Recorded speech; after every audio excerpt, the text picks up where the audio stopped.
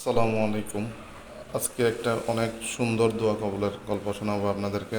সত্য ঘটনা। এটা একটা মক্কার এক অনেক বড় শায়েখের ঘটনা। উনি একবার একটা বিশ্ববিদ্যালয়ে লেকচার দেওয়ার জন্য গিয়েছেন, ইস্তেগফারের উপরে এবং দোয়ার উপরে একটা লেকচার দেওয়ার জন্য গিয়েছেন। লেকচার শেষ করে আসার সময় একটা লোক, অপরিচিত একটা লোক ওই শায়েখের কাছে আসলো, কিন্তু ওই লোকটাকে শায়েখ চিনত না। কিন্তু তারপরও শায়েখ ওই লোকটাকে দেখার পর শায়েখের অন্তর একদম শান্ত হয়ে গেল। শায়েক জিজ্ঞেস করলো, আমাকে কী জন্য ডেকছেন? ওই লোকটি বলতেছে, আপনাকে আমি এমন একটা আমলের কথা বলবো যেটা আপনি সবার কাছে পৌঁছিয়ে দেবেন।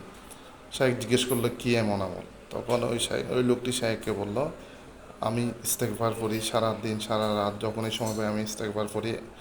তখন শায়েক ওই লোকটিকে জিজ্ঞেস করলো, আপনি আল্লাহর এই ইস্তেগফারের বিনিময়ে নিজের অন্তরকে অনেক কোমল করতেছেন, কিন্তু এর বিনিময়ে আপনি কী পেয়েছেন? তখন ওই লোকটি শাইখকে বলতেছিল যে আমি কখনো হাত তুলে দোয়া করতে হয় না, আমি এই ইস্তেগফার করতে থাকি, যখনই আমার কিছু লাগে সেটা আমার মহান আল্লাহ তাআলা আমাকে দিয়ে দেন। আমাকে কখনো হাত তুলে কিছু চাইতে হয়নি, কখনো কোনো দোয়া করতে হয়নি। যখনই আমার যা লাগে মহান আল্লাহ তাআলা ইস্তেগফারের বিনিময়ে, এই দরুদের বিনিময়ে সেটা আমাকে দিয়ে দেন।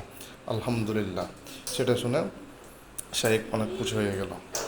যেটা আপনাদেরকে বলতে চাচ্ছি, প্রিয় ভাই ও বোনেরা, ইস্তেগফার অনবরত করতে থাকেন, সেটা আপনার জীবনকে বদলে দিতে পারে। এবং এটার অনেক শক্তি, দোয়া এবং দরুদ এবং ইস্তেগফারের অনেক শক্তি। এবং আপনার জীবনকে পরিপূর্ণ করতে চাইলে ইস্তেগফার করতে থাকেন, ইনশাল্লাহ আল্লাহ সুবহানাহু ওয়া তাআলা চাইলে আপনাদের মনের সব আশা পূরণ করবে। আসসালামু আলাইকুম।